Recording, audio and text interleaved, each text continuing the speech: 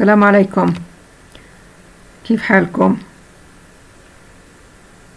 يعني ما كلناش فرصة نشوف بعض يوم الاثنين، وإن شاء الله اليوم يعني رح نحكي بمحاضرتنا. بس أول بدي أطمن عليكم أموركم تمام، وإن شاء الله إنه تكونوا بصحة جيدة، والله يبعد عنكم شر الأمراض، وإن شاء الله ربنا بيشفع لنا وبيكشف عنا هالهم يا رب. ما في إلنا إلا الدعاء. Last week we were talking about corporate governance, and today we will try to finish as much as possible from this chapter. But first I would like to highlight some major ideas that we talked about corporate governance, so that I will bring you back to track on this chapter. So this chapter concerns corporate governance, which means that how we can ensure that we have ethical culture within organizations, and what the policies and procedures that should be put in place to ensure that ethical conduct is being done in the organization by the executives as well as the board of directors. Moreover, we will discuss the consequences that will arise if the corporate governance is not being applied properly and ethical conduct is not being followed. So at the beginning, we will start with definition of what do we mean by corporate governance and why we are studying the principles of corporate governance nowadays in the business world. Moreover, we will introduce certain reports which have been produced concerning corporate governance in business. Another rules which are being set, two methodologies: comply or explain and comply or else. How we can differentiate between the two. Okay, what you will gain from this chapter: you will know the meaning of corporate governance, and you will understand the responsibilities of the board of directors and the major governance committees inside the organization. Moreover, I will introduce you to King 1 and King 2 reports, and you will know how they have been launched and what do we mean by King 1 and King 2 reports. We will differentiate between comply or explain and comply or else. Moreover, we will set a model, a good model for corporate governance inside the organizations. Okay, before we start definition or defining the corporate governance, I'd like to advise you that when you study, go to view and choose outline view, as you can see here. This is very important because this will take you to an explanation page concerning each slide, and this will make it easier for you when you study. As if a summary, it is a summary of what is being mentioned in the book, in addition to laying it out in a certain notes which will be more acceptable by you in a certain manner. So if you go to this page, and you can see at the bottom, at the footnote, the explanation of each slide at the bottom, as you can see. Okay, so we agree on this to make it easy for you when you study. Okay, I will go back to the normal view, and I will define the meaning of corporate governance nowadays. What does it mean and why we are studying corporate governance? Okay, corporate governance, which means a system by which business corporations are directed and controlled. It's very important to control the operations of the corporations, especially in the global economy and in the capitalism economies, because they are free, they have free markets, and they are free to do whatever they like in pursuit for profits. Okay, so we will differentiate between what corporate governance would lead and what poor corporate governance would lead. Good corporate governance, of course, it plays a major role in underpinning the integrity and efficiency of the financial markets. Because they lacked good corporate governance before, the financial crisis happened 10 years ago, which led to a bad situation in the financial markets all over the world. This because of the poor corporate governance, which means that companies' potential will be weakened and they can lead to financial difficulties and to fraud, and will eventually might lead to its collapse in a certain way. Okay. What do we mean by corporate governance, and who is involved in making sure that the company is being governed in the proper way? We have two governing bodies. The first are the owners or shareholders, those people who set their capital and they set their money. They call it supply equity or risk capital. Risk capital means that I will take the risk and I know that this business might not be a successful business. But even though I will take the risk and I will start this business, that it might lead to success in a certain manner. It will be successful, mind you, if corporate governance is being followed and ethical conduct and ethical behaviors, they are being set in the proper manners. Okay, board of directors, they are at the top of the owners. They present the owners in a certain way and they should be elected. They are a group of individuals who will oversee the governance and will make sure that the operations of the company is being governed in a good way and in a good manner. They are elected from the General Assembly or shareholders of the company and the financial market. In addition to this, we have auditors and we have other committees that we call Audit and Compensation Committee, in addition to the Corporate Governance Committee. The Audit Committee, they are responsible to monitor the financial policies and procedures of the organization, which means that we want to make sure that its income and its expenditure is being done in an ethical manner and in the proper way. Compensation, which means that what we are paying for the directors and the chief executive in a certain manner to compensate his efforts at the end of the year or at the end of his term work with the organization. Okay, so let us see here. This figure will show us the structure of the governance of the modern corporations. At the top, we have the orange, which represent the owners, as I said, and then under this we have the committees, the Audit Committee, the Compensation Committee, the Board of Directors, and the Corporate Governance Committee. Under them comes the Chief Executive Officer, Chief Financial Officer, Chief Operation Officer, and so on. Okay, under this we have the middle management, as you see, and other employees. Moreover, we should consider the most important part in this structure, which are the stakeholders. Stakeholders, these are the parties who are concerned of the operation of the organization, and they take profit from the existence and their relation with the organization in a certain manner. They include the customers, the vendors, the partners, state and local entities that deal with the organization. Okay. Why nowadays they are talking about corporate governance? Corporate governance came as a result of misconduct and unethical behaviors of organizations in the Western world.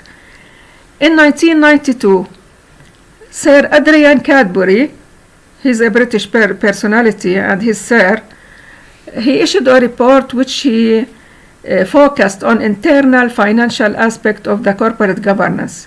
Why? Because he was concerned that those directors of the organizations, they take a lot of money in their compensation, and he was concerned about this matter. After 2 years, in South Africa, Mervyn King published a report which concentrated on the corporate governance. Contrary to Cadbury report, he included the corporate practices and conduct taking into account the impact of corporation on the community. So not only the compensation of the directors and the CEOs, but also he was concerned about the community outside the organization. Okay, he recognized, moreover, he recognized the involvement of all stakeholders and the corporates who belong with the organization in the efficient and appropriate operation of the organization. They should monitor the good conduct of the organization in a better way. Okay, after that, King, he issued another report, which he called King 2 report, which moved the stakeholders model forward to include triple bottom line as opposed to the traditional single bottom line of the profitability. Not only it comes with our relation with the community, we should take into consideration the economic, environmental, and social aspect of the company's activities. He said that successful governance in the world in the 21st century will require companies to adopt an inclusive and not exclusive approach, which we see nowadays. So many organizations, they are very much concerned in taking every aspect around them in the environment. You remember when I said that the environment is measured on 2 dimensions, complexity and dynamism. Complexity concerns the factors that they surround the organization, and the organization should take care of them in order for it to succeed in its operations. Okay, King 2 report said that they should be open to institutional activism, and they should emphasize sustainability and non-financial aspect of the performance. Moreover, the board of directors, they must apply tests of fairness, accountability, responsibility, and transparency to all acts and be accountable to the company and its stakeholders. Of course, as you know, stakeholders, it includes the customers, the government, the employees inside the organization, anybody who has a relation with the organization and he cares about its existence. Moreover, they correct balance and alignment with governance principles and performance in the market economy, and they should be all found in their operations and in their behavior.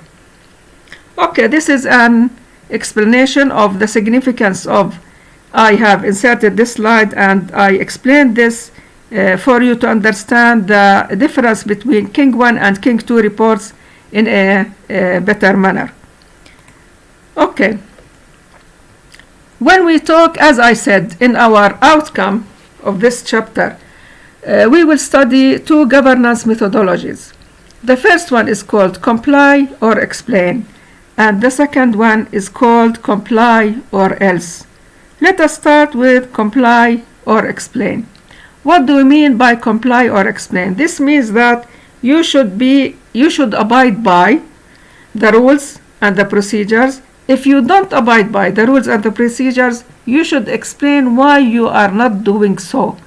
So Cadbury report set guidelines that require companies to abide by the set of operating standards and explain why they are not doing so if they choose not to do so.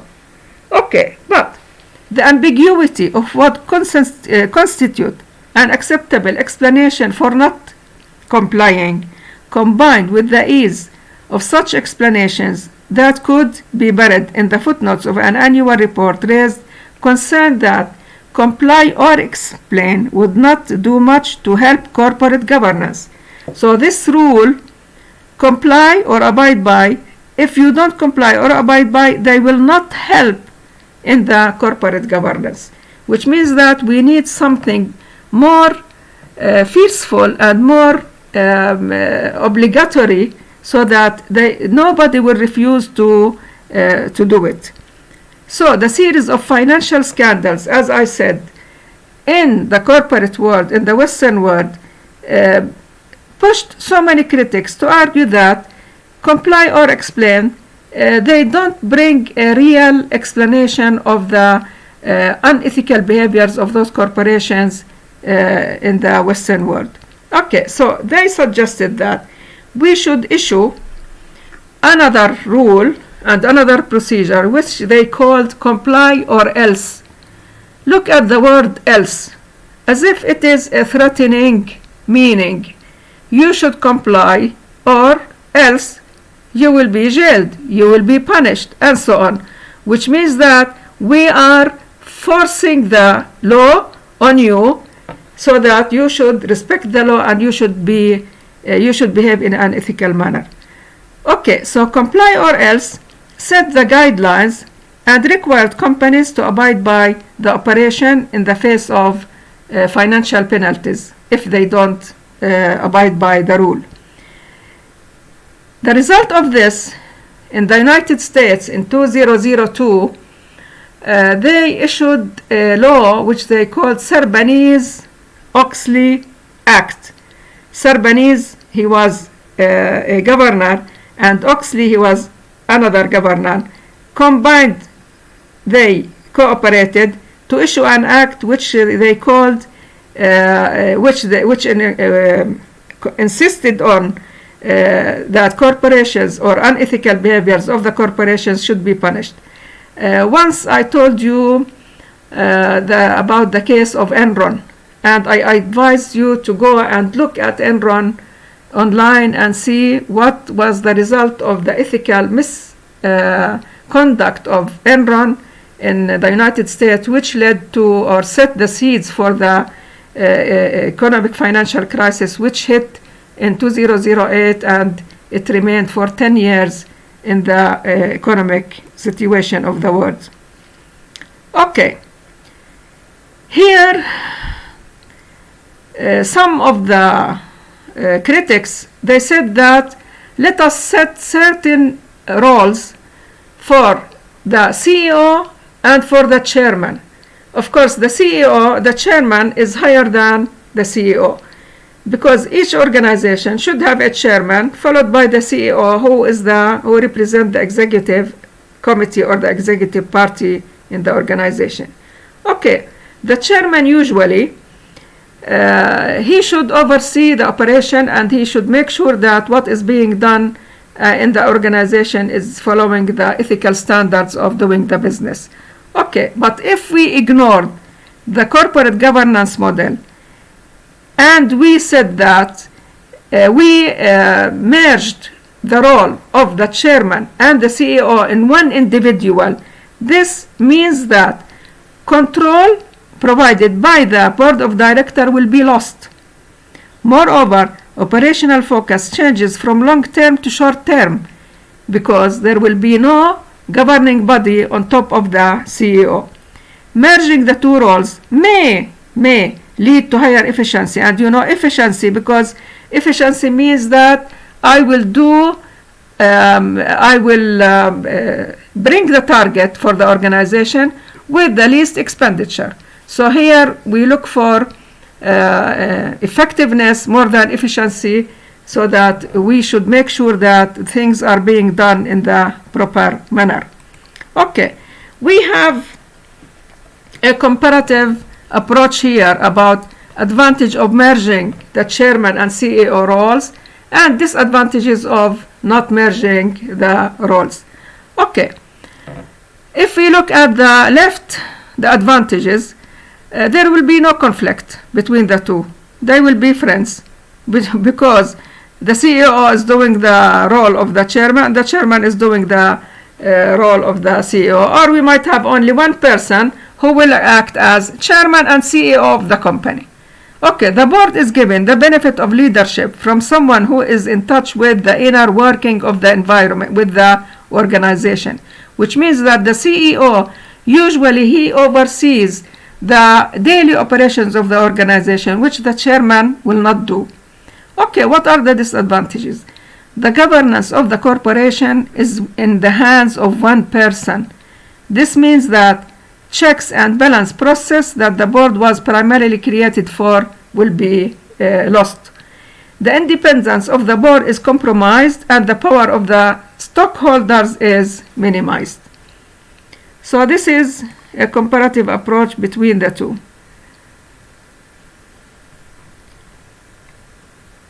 Okay. We always look for effective operation inside the organization. What we might consider an effective approach to corporate governance.